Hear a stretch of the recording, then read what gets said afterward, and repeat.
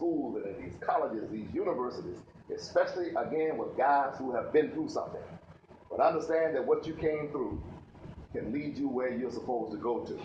But you got to believe in yourself. And if you believe in yourself and you believe in your dream, nothing can stop you from accomplishing those dreams, regardless of what the past is, regardless of what the habits are. Got to break free. I snorted cocaine for 7 years of my life. Never tried crack. If I did that, I probably would be 90 pounds, broke, busted, and disgusted. But I snorted for 7 years. And one day I woke up and decided enough of that was enough. It's been 13 years since I've touched cocaine now. No drugs, no alcohol, clean as a whistle. But that came in my own timing. That came when I got ready. One thing I've learned about these programs is that nobody can force it on you. If you're just here because you got to be here, then that's what you're going to get. But my question is simply, if I keep doing what I'm doing right now, what am I going to get tomorrow and next week and next month and next year? If I continue to do tomorrow what I did today, what's it going to do for me? I decided I was getting a little bit too old to keep doing the same thing over and over again. And some of you youngsters, I can see, you look like a couple of you might be in your 20s or your teens or whatever. My only thing to you is you got to start seeing your future. You got to start wondering, what am I going to be 5 years from now? One of the things I found with young men is a lot of them don't have any long-term vision. It's just live for the moment, live for the day, live for the next joint, for the next drink, for the next snort, for the next, whatever that stuff is y'all use sometimes, crystal meth, whatever it is. But if you see someone who's done that for a number of years, I have a buddy, when I went back to Atlanta, I didn't recognize him. And most brothers don't use too much crystal, especially in Atlanta, Georgia. I mean, crack is a thing there, but they told me he'd been on crystal meth. And he looked at me, and he looked at me, and he looked at me, and then finally he said, "Man, I can't believe it's you." And I thought then, okay, my buddy remembers me now.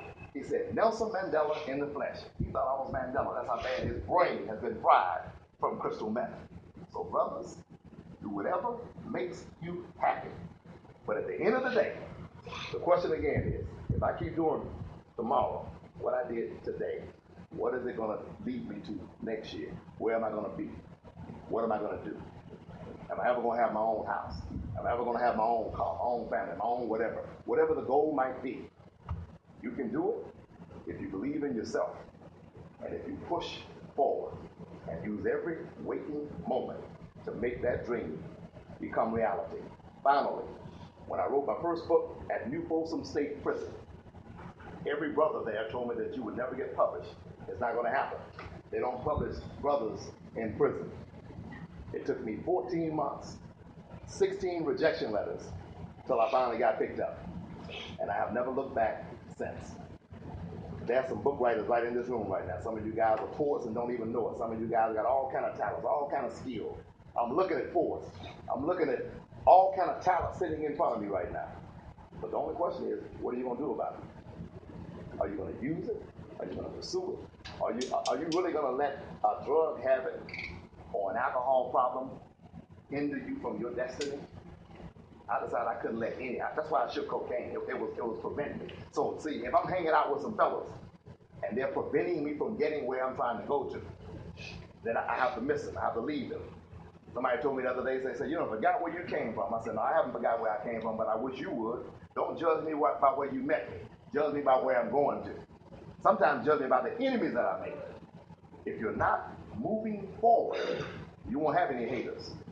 Jesus Christ was the best man I've ever known of, and he had haters. So you're going to have haters as you try to do what you're doing, but you got to pull yourself away and decide what's best to do for you, what your dream is, what your goal is, where you want to go. And then again, my favorite term, use every waking moment to make it happen. Nobody's going to give you anything in life. They didn't give me a damn thing when I got out of prison.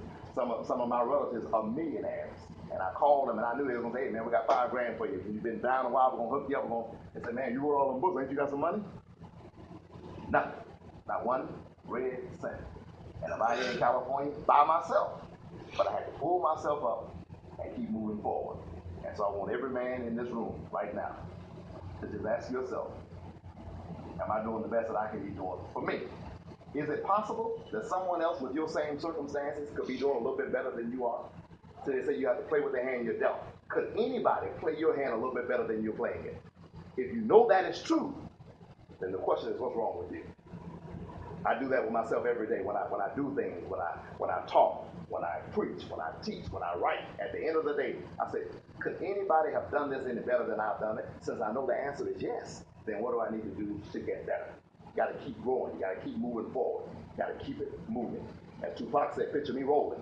And I want to picture every one of you rolling into your dream, into your destiny, into your goals, into the things that you want to do for your life. But just keep believing in yourself. And if you believe in yourself, the Lord will rise to meet you. And it won't be easy, but you'll get there. Thank you for listening to me here.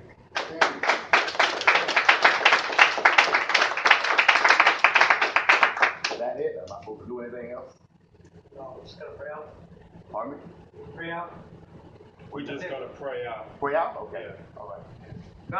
God, please set aside everything I think I know about these steps, this book, this program, my disease, myself, and especially you, God, for an open mind, a new experience with these steps, this book, this program, my disease, myself, and especially you, God. Amen. Mr. Chairman, on behalf of the many here present, sir, we'd like to thank you for sharing your Experience, strength, and hope. Hey. All right. Thank you, gentlemen. Thank you, gentlemen. Thank you, gentlemen. All right. I've seen you somewhere.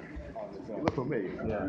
How you doing, man? You too. I don't want to touch you, but I'm sick. So. You're sick? Okay. All right. All right. Thank you, sir. How you doing? Thank you. Thank you. Thank you. All right. Have a good day. Thank you for listening. You all right? Thank you. Yeah. Good to see you. Okay. You too. Thank you. Thank you very much. All right. What's mine?